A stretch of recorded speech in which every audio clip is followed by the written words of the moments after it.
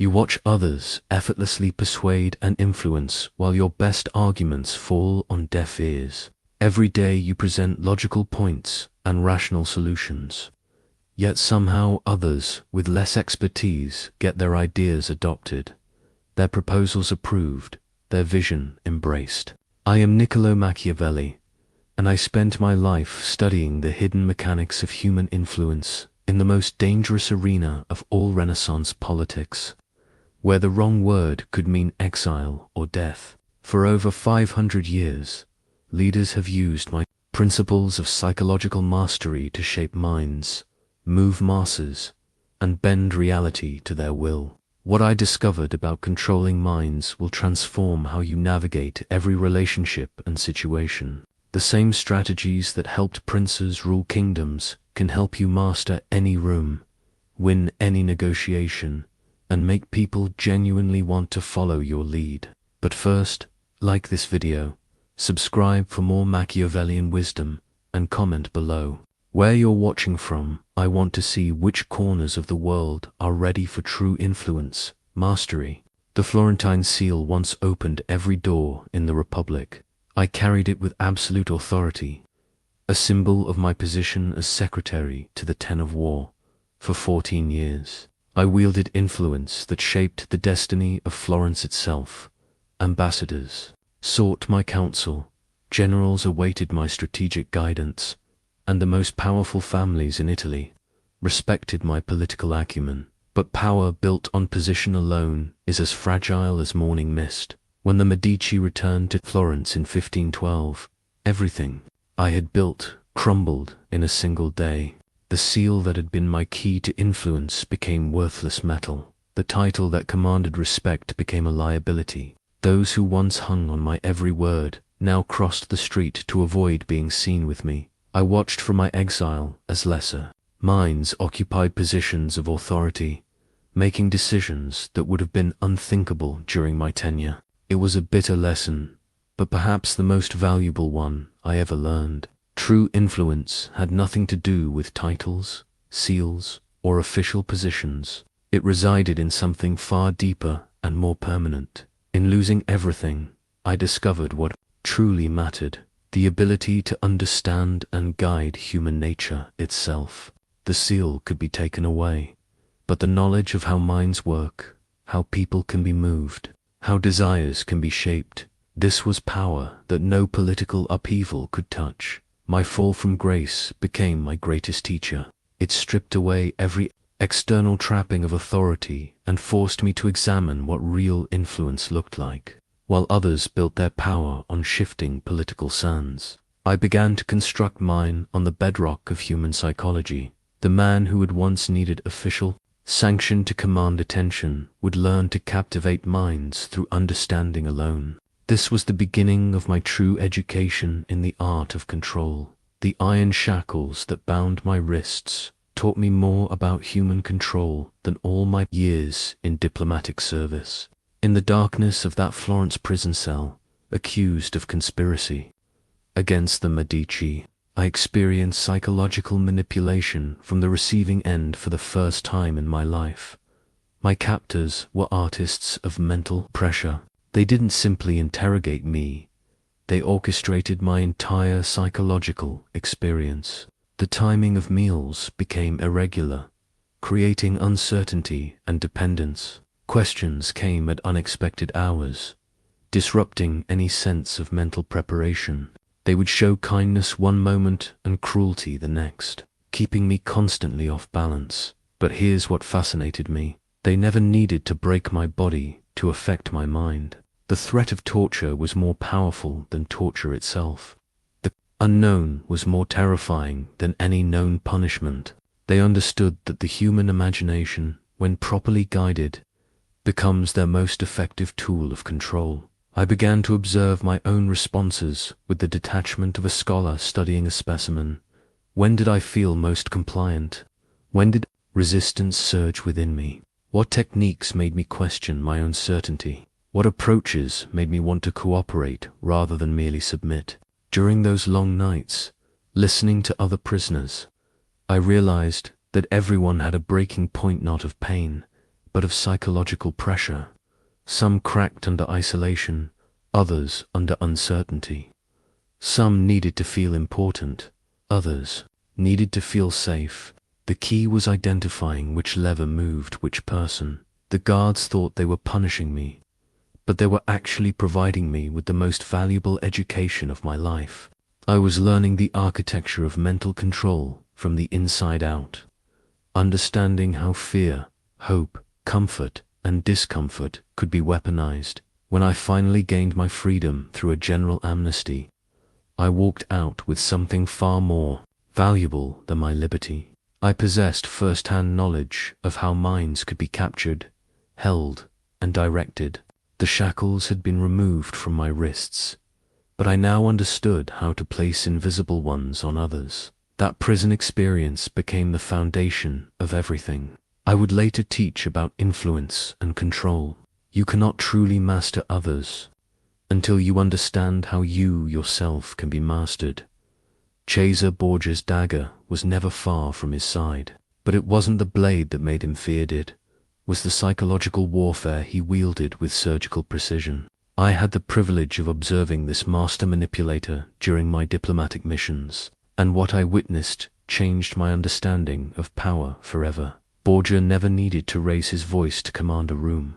He had mastered the art of presence itself. He would enter negotiations with an air of casual confidence that suggested he already knew the outcome. His opponents would find themselves agreeing to terms they hadn't intended to accept, simply because Borgia made resistance feel futile rather than noble. I watched him turn enemies into allies through a technique I came to call strategic magnanimity. Instead of destroying defeated opponents, he would spare them in ways that created lasting obligation. These men would become more loyal than his natural allies, because they owed their very existence to his mercy. Lorenzo de' Medici operated differently but equally effectively. Where Borgia used controlled intimidation, Lorenzo wielded charm like a precision instrument. He had an uncanny ability to make every person feel like the most important individual in any gathering.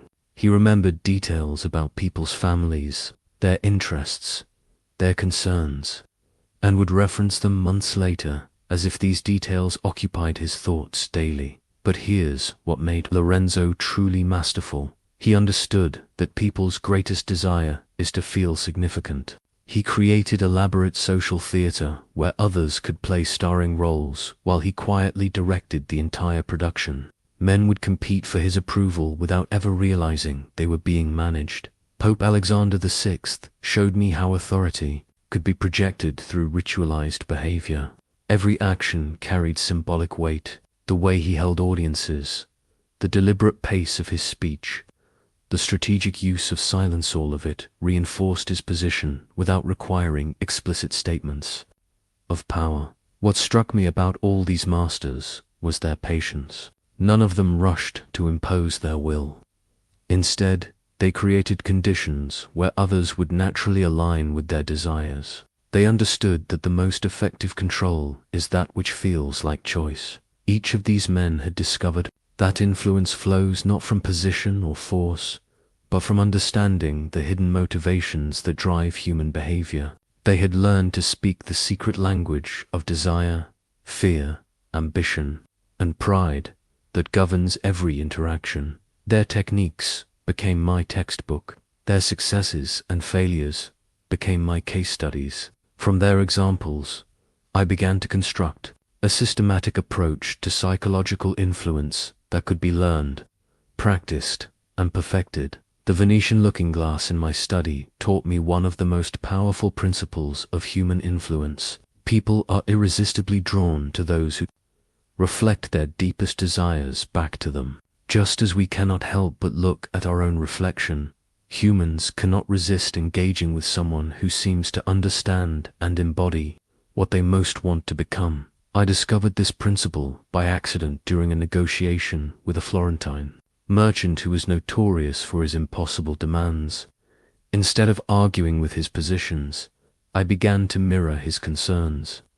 When he spoke of fairness, I spoke of justice. When he mentioned his reputation, I emphasized honor. When he worried about his family's future, I reflected those same anxieties. Something remarkable happened. He began to see me not as an opponent, but as someone who truly understood his world. Within hours, he had agreed to terms that were far more favorable to my position than his own, and he felt good about it. This wasn't mere agreement or compliance. I had become what he needed to see in that moment.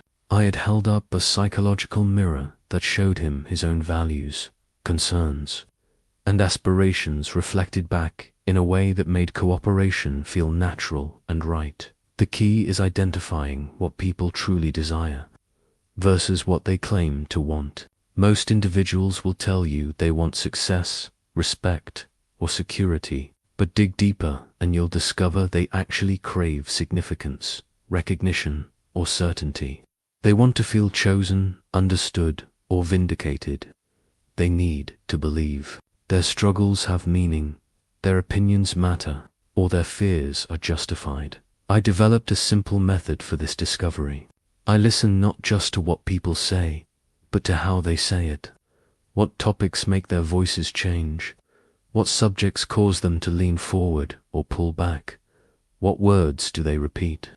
What stories do they tell about themselves? What complaints reveal their hidden wishes? Once I understand these deeper currents, I become fluent in speaking their internal language. I don't pretend to share their interests. I reflect their underlying emotional needs. If someone needs to feel important, I create opportunities for them to demonstrate expertise. If they need to feel secure, I emphasize stability and reliability. If they need to feel understood, I share experiences that parallel their struggles. This isn't manipulation through deception. It's influence through genuine recognition of what matters to them. I'm not lying about who I am. I'm emphasizing the aspects of myself that resonate with their deepest needs. The most powerful application of this principle is in making people feel seen in ways they rarely experience. Most individuals go through life feeling misunderstood or overlooked. When you become the rare person who truly recognizes their inner world, you create a psychological bond that transcends logical agreement or disagreement. They will seek your company not because you agree with them, but because in your presence, they feel like the best version of themselves. The Medici lion adorned their coat of arms, not by accident, but as a perfect symbol of the balance between respected strength and beloved protection. I have been much quoted on this principle. It is better to be feared than loved, if you cannot be both. But what most people miss is the psychological sophistication required to apply this formula correctly. Fear, without respect, becomes tyranny, which inevitably breeds rebellion. Love without boundaries becomes weakness, which invites exploitation. The art lies in calibrating these forces to create what I call respectful devotion, where others choose to follow you because they simultaneously admire your strength and trust your benevolence. I learned this through observing my own responses to different leaders. Those who ruled through fear alone created an environment where I complied but never truly supported their vision. I waited for opportunities to undermine them. Conversely, leaders who were only kind and accommodating lost my respect. I began to see them as obstacles rather than guides. But there were rare individuals who commanded both my loyalty and my caution. They had clear boundaries that I didn't dare cross.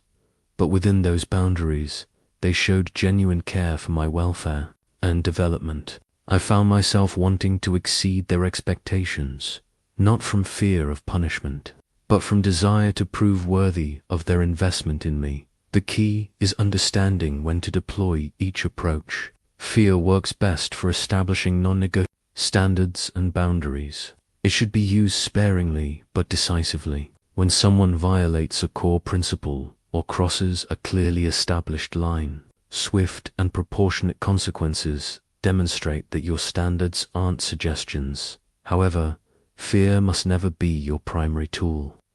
It should be like a sharp knife, in your kitchen, present when needed, but not constantly displayed. Most of your influence should flow through what I call elevated love, showing people that you see their potential and are invested in helping them achieve it. This means celebrating their victories, acknowledging their growth, and creating opportunities for them to succeed. But it also means holding them accountable to higher standards than they might set for themselves. True care sometimes requires difficult conversations and challenging expectations. I've observed that people actually crave this combination, want to follow someone strong enough to maintain order and direction, but compassionate enough to care about their individual journey. They want to feel both protected and challenged, both supported and held accountable. The fatal error is hatred. Never allow your use of appropriate consequences to create genuine animosity. When you must be firm, frame it as protection of the standards that benefit everyone, not as personal punishment. Make it clear that you're enforcing principles, not expressing displeasure with them as individuals. People will forgive firmness that serves a greater purpose, but they will never forgive cruelty that serves only your ego. The moment your leadership becomes about dominance rather than development, you've lost the moral authority that makes influence sustainable. Master this balance, and you'll find that people compete for your approval while respecting your judgment, creating a dynamic where your influence grows stronger over time rather than requiring constant maintenance. The broken crown taught me more about power than any intact symbol of authority ever could. During my years of exile, I discovered that showing calculated weakness often creates unexpected strength, while projecting invulnerability makes you a target that others cannot wait to test. I learnt this lesson painfully when I first attempted to rebuild my influence after my political downfall. I tried to project the same unshakable confidence that had served me in my official position. People responded with skepticism and resistance. They were waiting for me to fail, eager to prove that my confidence was merely arrogance in disguise. Everything changed when I made a strategic decision to acknowledge my vulnerabilities openly. Instead of pretending that my exile hadn't affected me, I spoke candidly about the lessons learned through loss, rather than claiming to have all the answers.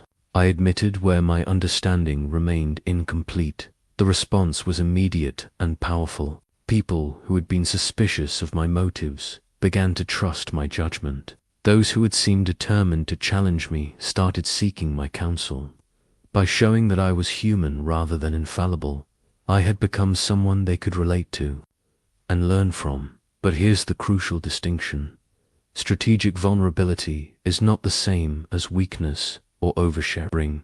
It's the calculated revelation of specific imperfections that actually strengthen your position rather than undermine it. I discovered that certain types of vulnerability create psychological bonds, while others create exploitation opportunities. Admitting past mistakes in judgment makes you appear wise and reflective. Acknowledging areas where you're still growing makes you seem authentic and relatable. Sharing struggles that others have experienced makes you feel approachable and understanding. However, revealing current insecurities about your competence makes people question your abilities. Exposing ongoing personal dramas makes you seem unstable. Confessing weaknesses that directly relate to your primary responsibilities creates doubt about your fitness for leadership. The key is choosing vulnerabilities that humanize you without undermining your core value proposition. If you're known for strategic thinking, you can admit to struggles with interpersonal relationships. If you're valued for your compassion, you can acknowledge challenges with maintaining boundaries. If you're respected for your technical expertise, you can reveal difficulties with public speaking. I also learned that timing matters enormously. Vulnerability shared after establishing competence creates trust. Vulnerability shared before proving value creates doubt. People need to believe in your strengths before they can appreciate your honest acknowledgement of limitations. The most powerful application of this principle is in conflict resolution. When someone challenges your position or questions your decision, the natural impulse is to defend and justify. But I discovered that acknowledging partial validity in their concern, while maintaining your core position, often transforms opposition into collaboration. Instead of saying you're wrong about this, I learned to say, I can see why you might think that, and there's some validity to your concern. Let me share how I've weighed that factor against these other considerations. This approach makes people feel heard and respected, while allowing you to guide them toward your perspective. Strategic. Vulnerability isn't about revealing everything about yourself. It's about revealing the right things at the right times to create the relationships and responses that serve your larger purpose. The merchant's ledger on my desk tracks more than financial transactions. It maps the flow of information through human networks, revealing who knows what, when they learned it, and how they're likely to use it. I discovered early in my career that information is the ultimate currency of influence, more valuable than gold because it creates the conditions where gold naturally flows. Most people think of information as simply facts to be shared or withheld, but I learned to view it as a strategic resource that must be carefully cultivated, precisely targeted, and systematically deployed to create desired outcomes. The person who controls information flow controls the decisions that follow. During my diplomatic years, I observed how the same piece of information could serve completely different purposes depending on when and how it was revealed. A treaty negotiation could be swayed by sharing intelligence about an enemy's weakness at exactly the right moment. A political alliance could be forged by revealing a mutual threat, just as tensions were rising. But the real power came from understanding that people make decisions based not on complete information, but on the information available to them at the moment of choice. By controlling what they know and when they know it, I could guide their thinking toward conclusions that served my purposes while allowing them to feel they had arrived at these decisions independently. I developed what I call the information dependency system. Instead of hoarding knowledge, I became the reliable source that others learned to consult before making important decisions. I made myself indispensable not by knowing everything, but by consistently providing the right information at the crucial moment. This required building networks of information gathering that extended far beyond my immediate circle. I cultivated relationships with servants in great houses, merchants who traveled between cities, clerks who processed official documents, and scholars who corresponded with colleagues across Europe. Each person saw only a small piece of the larger picture, but I assembled these fragments into comprehensive intelligence. The key principle is selective revelation. I never shared everything I knew with anyone, but I shared something valuable with everyone who could serve my larger strategy. A merchant might receive information about trade route changes that would affect his business. A nobleman might learn about political developments that would impact his standing. A military commander might discover intelligence about enemy movements. Each person received exactly what they needed to make decisions that aligned with my objectives, while remaining unaware of the broader design. They felt grateful for my insights, while unknowingly participating in patterns that served my purposes. I also learned to create information scarcity around myself. Rather than constantly offering updates and opinions, I trained others to come to me when they needed crucial insights. This positioned me as the source of valuable intelligence rather than just another voice in the crowd. The most sophisticated application involves planting seeds of information that grow into desired conclusions over time. Instead of directly advocating for a position, I would share relevant facts and observations that would naturally lead others to reach the conclusions I wanted them to reach. They would feel like they had discovered these insights themselves, making their commitment far stronger than if I had simply persuaded them. Remember, the person who shapes what others know shapes what others think, and the person who shapes what others think ultimately shapes what others do. The Knight's Oath scroll in my collection represents one of history's great misconceptions about loyalty. Most leaders believe devotion can be commanded through ceremonies, promises, or declarations. But I discovered that true loyalty must be engineered through psychological architecture, not demanded through ritual. Loyalty cannot be extracted from people, must be cultivated within them until they feel it as their own authentic choice. The most devoted followers are those who have convinced themselves that your success serves their deepest interests and highest values. I learned this through studying my own patterns of allegiance. When did I feel genuinely loyal to a leader versus merely compliant? The difference was clear. I became truly devoted when I felt that the leader had invested in my personal development, when I believed that their vision aligned with my own aspirations, and when I saw evidence that my contributions mattered to outcomes I cared about. This insight led me to develop what I call the investment principle. People become loyal to those in whom they have invested significant emotional, intellectual, or practical energy. The more someone contributes to your success, the more psychologically committed they become to seeing that success continue. But here's the subtle art. You must create opportunities for others to invest in you without making them feel used or manipulated. The investment must feel voluntary and meaningful. I learned to present challenges and opportunities in ways that allowed others to choose their level of involvement, while ensuring that greater involvement led to greater psychological ownership. I also discovered the power of making people feel chosen rather than merely useful. Anyone can be useful, but being chosen suggests something special about their character or capabilities. When I needed someone's support, I would frame it not as a general request for help, but as recognition of their unique qualifications for this particular contribution. Instead of saying, "I need someone to handle this project," I would say, "I've been thinking about who has the combination of skills and judgment this situation requires, and your name keeps coming to mind." This approach transforms a task into recognition, making the person feel valued rather than simply utilized. The most powerful loyalty is created through shared struggle and mutual risk.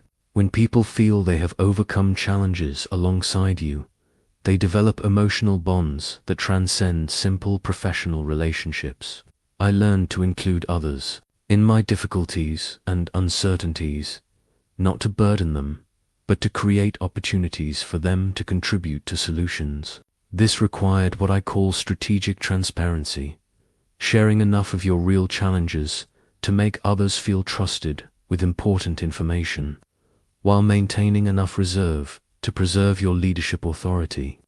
People need to feel like insiders without feeling like they're responsible for solving everything. I also learned that loyalty requires maintenance through recognition and advancement. People need to see that their devotion produces tangible benefits for their own development and opportunities.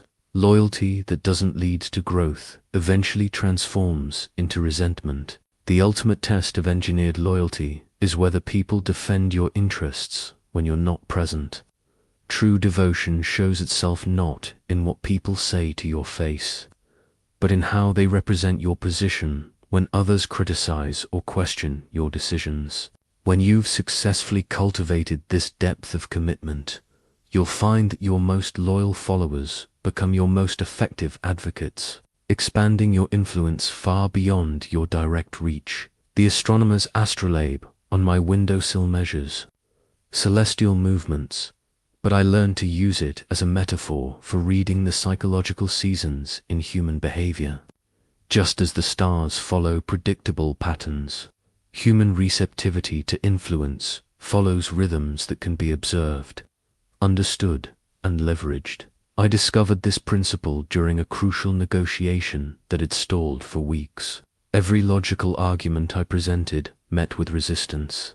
Every compromise I offered was rejected. I was beginning to think the situation was hopeless when I noticed something that changed everything. My counterpart's youngest son had fallen seriously ill. Instead of continuing to press my case, I withdrew completely. I sent no messages, made no proposals, applied no pressure. I simply waited. 3 days later, as his son's condition improved, the man contacted me with a proposal that gave me everything I had originally requested. This experience taught me that timing often matters more than the message itself. The same words that fall on deaf ears in one moment can transform minds when delivered at the right psychological moment. The key is learning to recognize when minds are most malleable and when they are most resistant. I began to study the patterns. People are most open to new ideas when they're experiencing transition, uncertainty, or recent disappointment with their current approach. They're most resistant when they feel threatened, when they've recently committed to a different path, or when they're focused on immediate crises. But there are subtler rhythms as well. I noticed that individuals have daily patterns of receptivity. Some people are most open to influence in the morning when their mental energy is fresh. Others become more flexible in the evening as their defenses naturally lower. Some respond best to serious conversations, while others need the informal atmosphere of shared meals or casual encounters. I developed a system for creating the conditions that make minds more receptive. Instead of trying to force conversations at convenient times for me, I learned to engineer circumstances that would put others in optimal states for the discussions I needed to have. If I needed someone to consider a risky proposition, I would wait until they had recently experienced a success that made them feel confident and bold. If I needed them to be cautious about a decision, I would approach them when they were reflecting on past mistakes or concerns about current challenges. The most sophisticated application involves what I call psychological seasons. Just as farmers plant different crops at different times of year, effective influence requires matching your approaches to people's internal seasons. Someone in a season of growth and expansion needs different messages than someone in a season of consolidation and security. I learned to recognize these seasons through careful observation. What are they talking about? What decisions are they facing? What recent experiences are occupying their thoughts? What future concerns are weighing on their minds? These factors create psychological weather that determines how they'll respond. 2 different types of influence. Patience became my greatest tactical weapon. Instead of pushing against resistance, I learned to wait for natural openings. Instead of creating artificial urgency, I discovered how to recognize when genuine readiness was emerging. The ultimate mastery is learning to create the timing rather than simply waiting for it. Through careful cultivation of circumstances, relationships, and information flow, you can generate the conditions that make others ready to hear what you need them to hear exactly when you need them to hear it.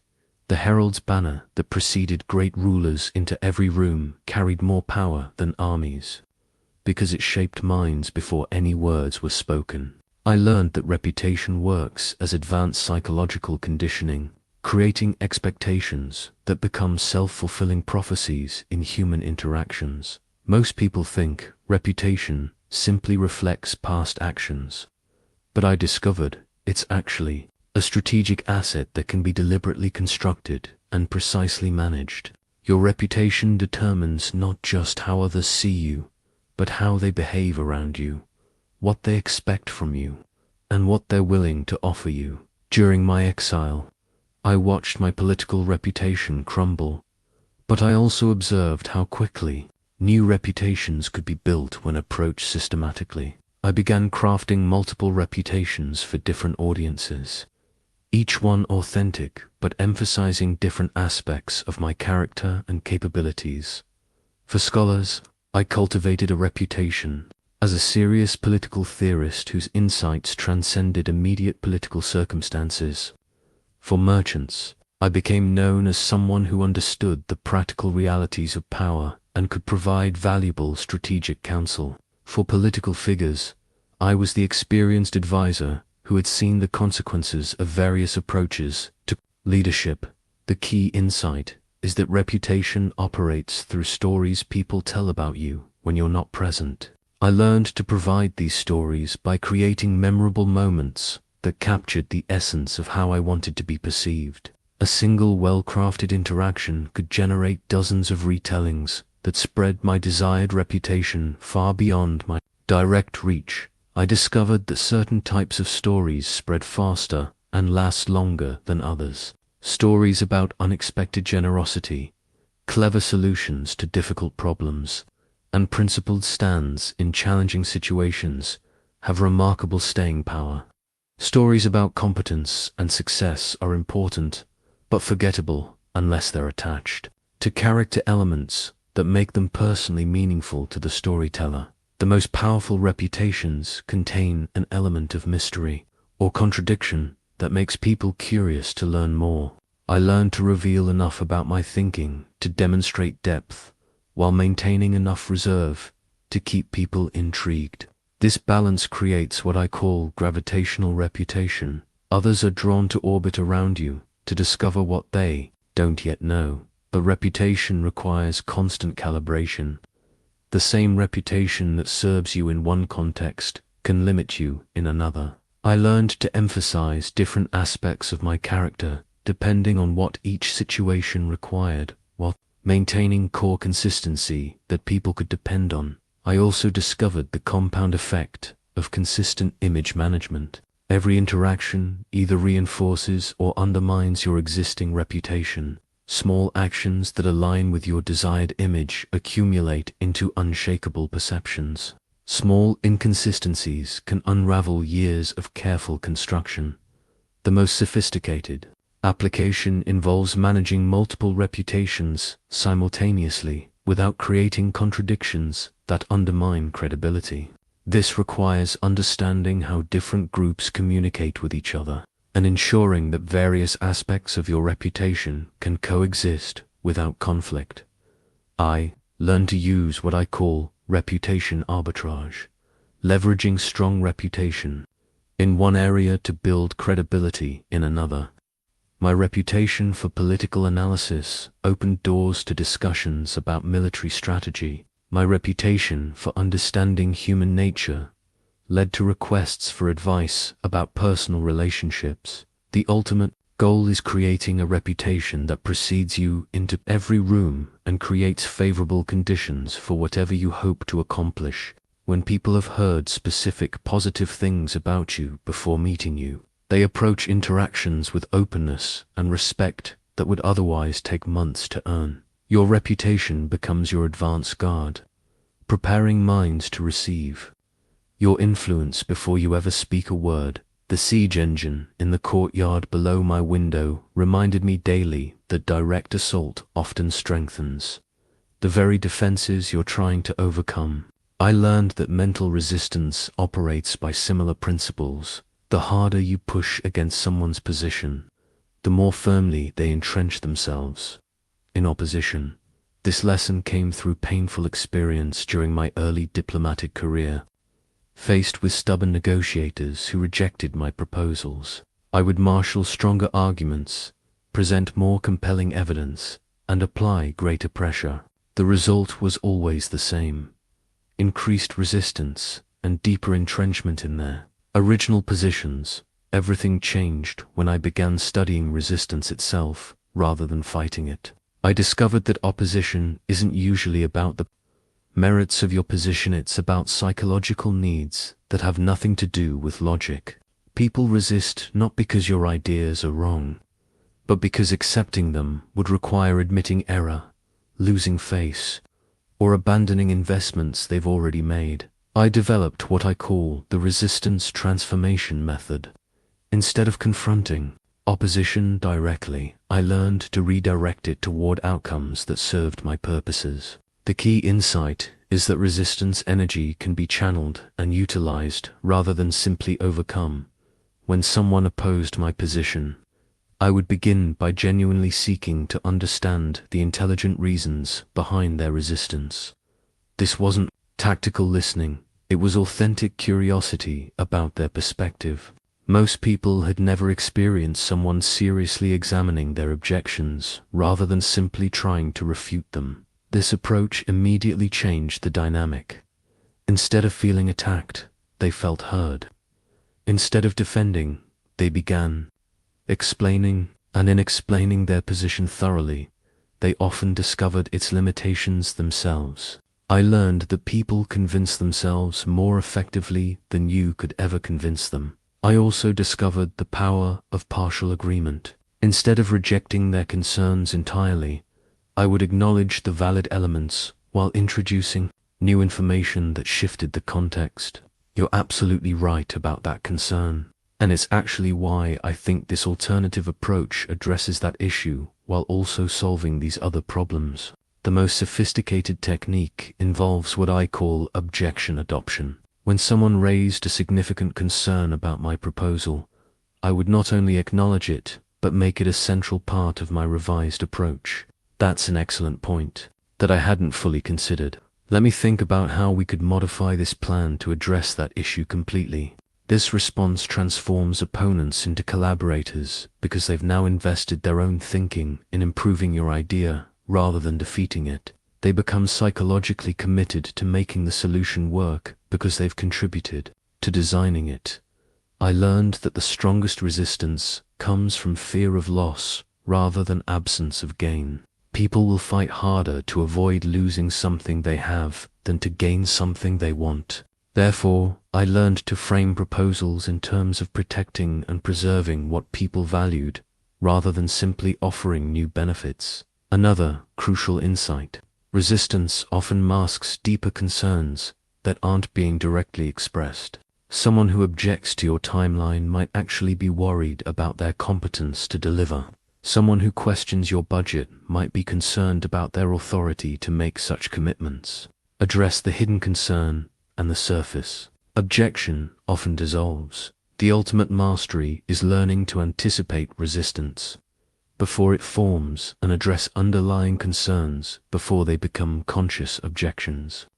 When people feel that you've already considered and resolved their potential worries, they approach your proposals with openness rather than skepticism. Remember, the goal isn't to win arguments, but to win minds. And minds change through understanding, not conquest. The treaty seal that once bound nations together taught me that the strongest alliances are built not on legal documents, but on psychological dependencies that make cooperation feel more natural than competition. I discovered that human relationships could be architected like buildings, with careful attention to foundation, structure, and mutual support systems. Most people approach relationships transactionally. What can this person do for me right now? But I learned to think systematically about how individual connections could be woven into networks of mutual benefit that created lasting influence far beyond any single interaction. The key insight is that the most powerful alliances are those where each person's success genuinely contributes to the other's advancement. This isn't mere cooperation, it's interdependence designed so that helping you serves their own interests better than competing with you would. I began mapping the ambitions, resources, and obstacles of everyone in my network. Where did their goals align with mine? Where did they need capabilities I could provide? Where could I help them overcome barriers that were blocking their progress? Most importantly, how could I position myself as essential to their success? This required moving beyond simple quid pro quo arrangements toward what I call compound value creation. Instead of trading favors, I learned to create situations where the same action served multiple people's interests simultaneously. A recommendation that helped one person gain a position also strengthened my relationship with the person making the hiring decision and created gratitude from the person being hired. I discovered that the strongest network positions are created by becoming what I call a connector hub, someone who consistently introduces valuable people to each other. When you become known as the person who helps others build beneficial relationships, everyone wants to maintain their connection with you because you're a source of ongoing opportunity. But the architecture goes deeper than simple networking. I learned to create what I call interlocking dependencies, where multiple relationships reinforce each other. Person A values their relationship with me partly because it connects them to person B, who values their relationship with me partly because it connects them to person C, who benefits from connections to both A and B. This creates a network effect, where the value of each relationship increases as the network grows, and where damaging the relationship with me would cost someone access to multiple other valuable connections. I also learned the importance of managing what I call alliance maintenance. Strong relationships require ongoing investment, but that investment must be strategically distributed. I developed systems for staying meaningfully connected with large numbers of people without overwhelming myself or appearing calculated, regular but brief touch points, sharing relevant information, making useful introductions, acknowledging their successes, offering assistance during challenges kept relationships active without requiring enormous time investments. The most sophisticated application involves creating influence cascades, where your direct relationships multiply your reach through their own networks. When someone you've helped become successful, they naturally speak positively about you to their new connections. This extends your reputation and influence into circles you've never directly accessed.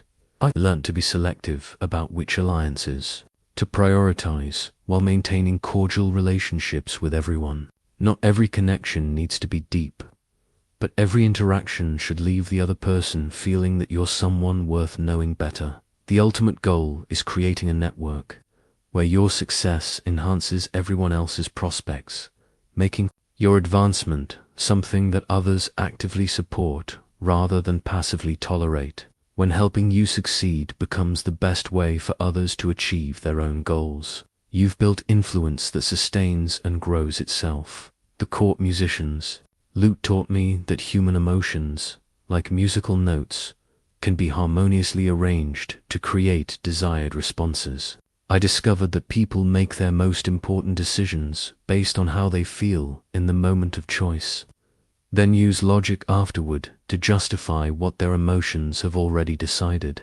This insight revolutionized my approach to influence. Instead of focusing primarily on logical arguments, I began studying the emotional states that preceded different types of decisions. What feelings led people to take risks? What emotions made them seek security? What moods opened them to new possibilities? And what states made them cling to familiar patterns? I learned that emotions are far more controllable than most people realize, but the control must be subtle and appear natural. Heavy-handed attempts to manipulate feelings create resistance and suspicion. Effective emotional influence feels like the natural flow of human interaction. The foundation is developing what I call emotional literacy, the ability to accurately read the feelings that others are experiencing, including emotions they may not consciously recognize themselves. Most people are surprisingly unaware of their own emotional states and grateful when someone seems to understand what they're experiencing. I learned to observe beyond words and obvious expressions. Posture, breathing patterns, voice tone, energy levels, and conversation topics all reveal emotional undercurrents. Someone might claim to be excited about a new opportunity while their body language reveals anxiety. Another might insist they're fine with a decision while their voice carries disappointment. Once I could accurately read emotional states, I developed techniques for gradually shifting them toward conditions that supported my objectives. This isn't about creating artificial emotions, but about helping people access feelings that already exist within them. If I needed someone to feel confident about a risky decision, I would guide the conversation toward their past successes and proven capabilities. If I needed them to feel cautious about a proposed change, I would explore potential complications and unintended consequences. If I needed them to feel connected and trusting, I would create opportunities for shared experiences and mutual vulnerability.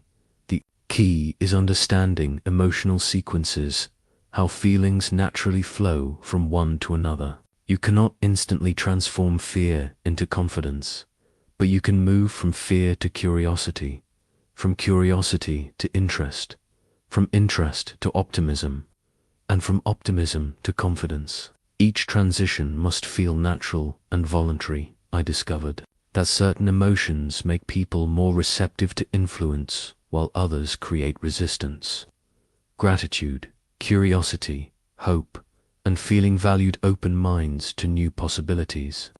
Fear, anger, shame, and feeling pressured close minds and trigger defensive responses. The most powerful technique involves what I call emotional mirroring and leading. I would first match the emotional state the other person was experiencing, demonstrating that I understood and accepted their feelings. Once this connection was established, I could gradually model the emotional state I wanted them to experience, and they would naturally follow. I also learned that emotional states are contagious in ways that most people don't consciously recognize. Your own emotional state significantly influences how others feel in your presence. If you remain calm during crisis, others become more composed. If you project confidence during uncertainty, others feel more secure. If you demonstrate genuine enthusiasm for an idea, others become more interested. The most sophisticated application involves creating what I call emotional architecture around important decisions. Instead of presenting choices at random moments, I learned to engineer circumstances that would put people in optimal emotional states for making the decisions I hoped they would make.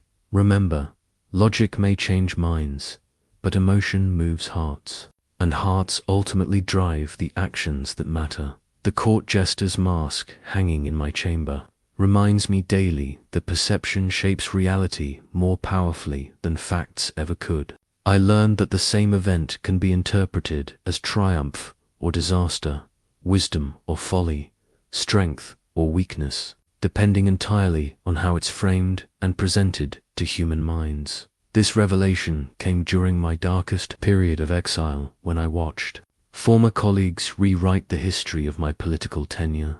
Events that had been celebrated as diplomatic victories were now described as failures of judgment. Decisions that had been praised for their strategic wisdom were reinterpreted as evidence of dangerous ambition. Nothing about the actual events had changed, but the narrative surrounding them had been completely transformed. I realized that whoever controls the frame controls the meaning, and whoever controls the meaning controls the response. I began studying how perceptions form and how they can be deliberately shaped. Most people assume that others see situations objectively, but I discovered that human perception is incredibly malleable and constantly influenced by context, timing, and presentation. The same proposal can be seen as innovative or reckless depending on how it's introduced. The same person can appear confident or arrogant based on the setting where you encounter them. The same outcome can feel like success or failure depending on what expectations were established beforehand. I developed what I call the frame-setting principle. Before presenting any idea, situation, or even myself, I learned to establish the context that would lead others to interpret everything that followed in terms favorable to my objectives. If I needed a proposal to seem prudent rather than aggressive, I would first discuss the dangers of inaction and the costs of missed opportunities. If I needed a decision to appear bold rather than reckless, I would establish the context of competitive pressures and the rewards that come to those who act decisively. The most powerful framing occurs before people realize they're being influenced. I learned to embed my preferred interpretations in casual conversation, background information, and seemingly unrelated observations that would later shape how people understood more direct communications. I also discovered the principle of contrast, manipulation. The same option appears more or less attractive depending on what it's compared to. By controlling the alternatives that people consider, I could make my preferred choice seem obviously superior without needing to oversell its benefits. If I wanted someone to accept a moderate proposal, I would first present a more extreme option. That would make the moderate approach seem reasonable and balanced. If I wanted them to appreciate a generous offer, I would ensure they understood what a minimal offer would look like. The most sophisticated application involves what I call reality construction, creating comprehensive narratives that help people make sense of complex situations in ways that support your objectives. This isn't about lying or distorting facts, but about selecting and emphasizing the elements of truth that lead to your preferred conclusions. Every situation contains multiple valid interpretations. The skilled practitioner identifies which interpretation serves their purposes and then provides the evidence, context, and reasoning that makes this interpretation feel natural and convincing to others. I learned that people desperately want to understand what's happening around them, and they're grateful to anyone who provides a coherent explanation that makes sense of confusing circumstances. By becoming the person who helps others interpret events, you become the person who shapes their understanding of reality itself. The ultimate mastery involves making your version of events become the accepted truth, not through force or repetition, but by making it the most compelling and complete explanation available. When your interpretation helps people understand their world better than any alternative, they adopt it as their own and defend it against competing narratives. Remember, in human affairs, the story that makes the most sense becomes the truth. That guides action, regardless of what actually happened. The town crier's bell that once commanded the attention of entire crowds taught me that group psychology operates by fundamentally different rules than individual influence. I discovered that people in groups think, feel, and behave in ways that would be completely foreign to them as individuals. And this transformation creates both tremendous opportunities and significant dangers. My first lesson in mass psychology came during the tumultuous period when the Medici were expelled from Florence. I watched as reasonable, intelligent citizens became swept up in collective emotions that overrode their individual judgment. People who were normally cautious became reckless. Those who were typically compassionate became cruel. The moderate became extreme. I realized that group identity temporarily suppresses individual identity, creating a psychological state where people become more susceptible to certain types of influence while becoming resistant to others. The techniques that work with individuals often fail completely with groups, while approaches that seem crude for individual influence can be devastatingly effective with crowds. The key insight is that groups develop their own emotional atmosphere that becomes stronger than any individual member's personal feelings. Once this collective emotion reaches a certain intensity, it becomes self-reinforcing and begins to shape the thoughts and actions of everyone within its influence. I learned to identify the early signs of collective emotional states, the subtle shifts in energy, attention, and responsiveness that indicate when a group is becoming psychologically unified. These moments create windows of extraordinary influence, but they require different approaches than individual persuasion. Groups respond to symbols, stories, and spectacle more than logic or detailed argument. The same message that would need careful explanation for an individual can be communicated to a group through a single powerful image or dramatic gesture.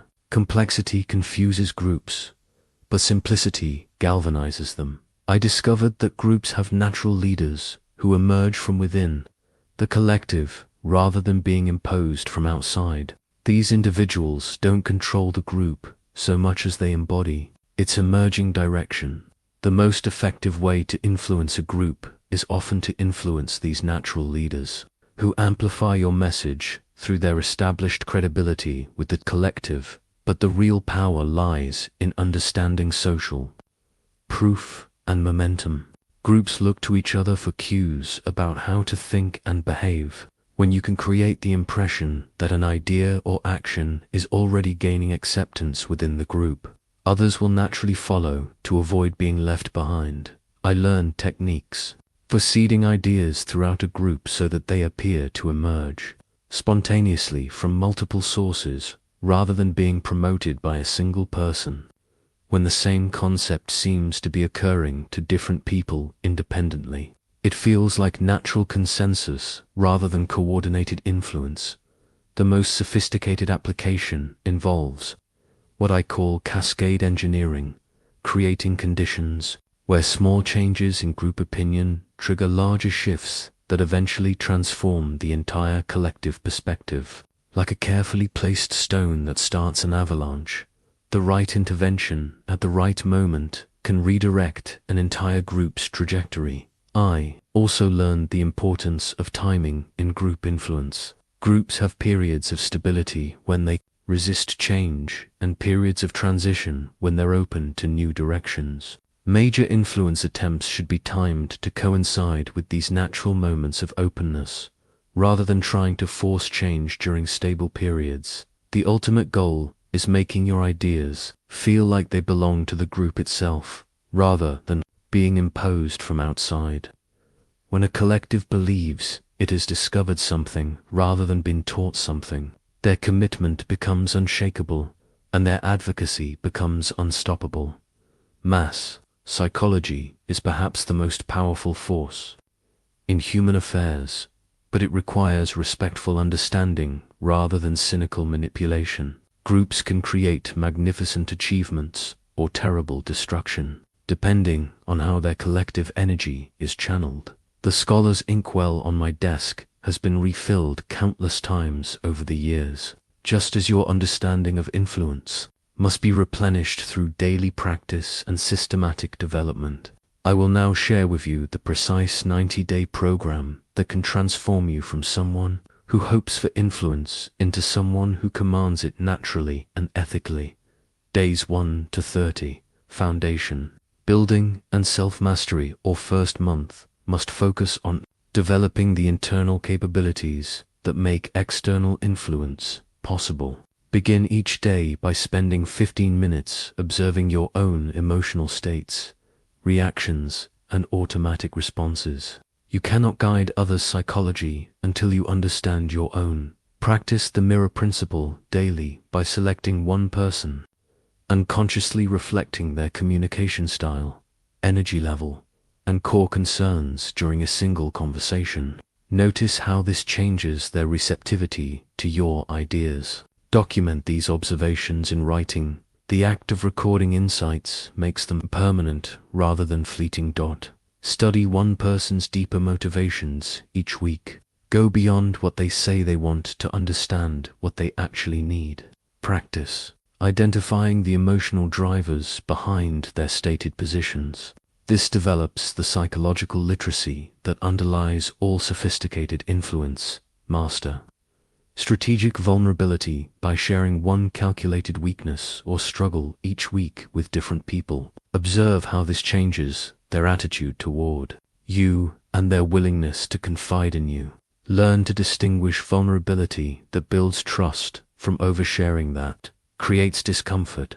Begin controlling information flow by becoming a valuable source of insights for others. Share one piece of genuinely useful information with a different person each day.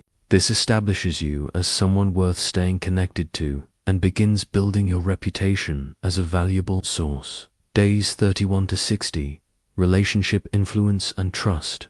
Building your second month focuses on applying these skills systematically to build stronger influence within your existing relationships while developing new strategic connections. Practice the fear and love formula by identifying appropriate boundaries to establish with different people while simultaneously showing genuine care for their development. Find opportunities to hold people accountable to higher standards while supporting their growth toward those standards. Implement timing strategies by observing the emotional and practical cycles of key people in your network. When are they most open to new ideas? When are they most resistant? Begin scheduling important conversations to coincide with their optimal receptivity periods. Apply resistance. Transformation techniques. Whenever you encounter opposition, instead of arguing with objections, explore them thoroughly and look for ways to incorporate valid concerns into improved solutions. Practice making opponents feel heard while guiding them toward your objectives. Build alliance architecture by identifying 5 people whose success you could genuinely contribute to while they could advance your own goals. Make specific introductions, share valuable opportunities, and create win-win scenarios that demonstrate your value as a strategic partner. Master emotional orchestration by consciously creating desired emotional states in others before important interactions. Practice moving people from resistance to curiosity, from anxiety to confidence, from skepticism to interest, through careful conversation and environmental management. Days 61 to 90. Advanced influence and mass psychology. Final month focuses on sophisticated applications that multiply your influence beyond direct relationships into broader networks and group dynamics. Develop reputation management by deliberately crafting 3 different professional reputations for different audiences while maintaining core authenticity. Create memorable stories about yourself that others will naturally repeat. Spreading your desired image throughout your networks. Practice frame setting by controlling how situations and proposals are interpreted before presenting them. Establish contexts that make your preferred options appear logical and beneficial. Learn to make your ideas feel inevitable rather than imposed. Study group dynamics in meetings, social gatherings, and team environments. Practice identifying natural group leaders and emerging collective emotions. Experiment with seeding ideas through multiple sources to create the impression of organic consensus. Master cascade creation by making small interventions that trigger larger changes in group opinion. Look for moments when groups are naturally transitioning and ready for new directions.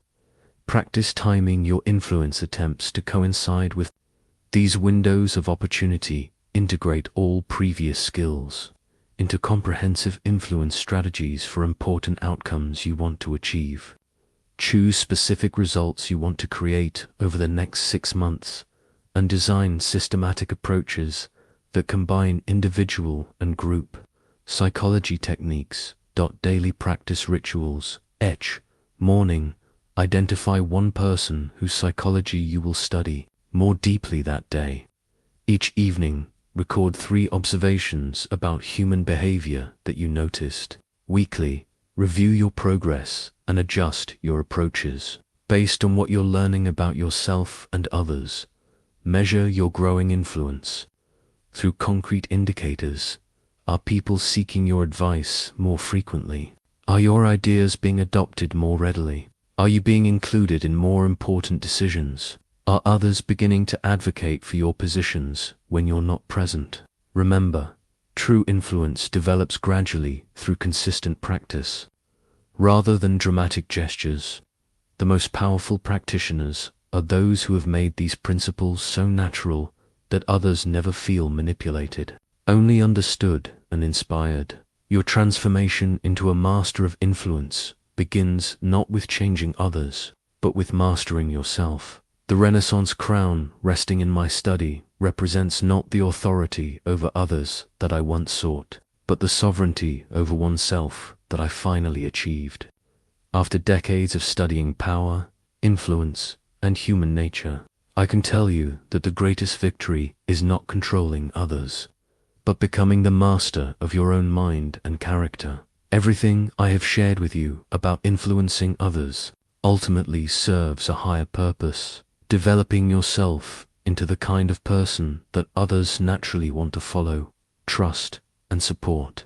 The techniques are tools, but your character is the foundation that gives those tools meaning and legitimacy. Have seen leaders who mastered every manipulation technique but destroyed themselves through lack of self-discipline. I have watched brilliant strategists fail because they never learned to control their own emotions and impulses. I have observed charismatic influencers lose everything because they used their abilities to serve their ego rather than worthy purposes. True influence requires what I call ethical power, the ability to guide others toward outcomes that genuinely serve their interests as well as your own. This isn't weakness or compromise. It's the recognition that sustainable influence must be built on mutual benefit rather than exploitation. The responsibility that comes with these capabilities is profound. When you can shape how others think and feel, you become accountable for the directions in which you guide them. Use these abilities to help people become better versions of themselves, to solve problems that matter, and to create value that extends beyond your immediate interests. Remember that the most effective influence is often invisible. When you have truly mastered these principles, people will feel that their best decisions were entirely their own. Their finest insights came from their own wisdom, and their strongest motivations arose from their own values. They will be grateful for your presence in their lives without being able to explain exactly why. The ultimate test of your development is not how much control you can exercise over others, but how much others benefit from their interactions with you. Do people leave conversations with you feeling more confident, more clear about their direction, more capable of achieving their goals? Do they make better decisions because of your influence? Do they become more successful, more fulfilled, more effective in their own spheres? If you can answer yes to these questions, then you have achieved something far greater than mere influence. You have developed the capacity to elevate everyone around you while advancing your own legitimate objectives. My final counsel to you is this: use these principles to become the kind of person you would want to follow. Create the standards you would want others to maintain.